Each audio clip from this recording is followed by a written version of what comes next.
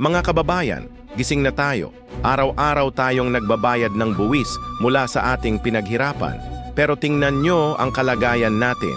Siksikan sa biyahe, mahaba ang pila sa mga ospital at kulang na kulang ang mga paaralan.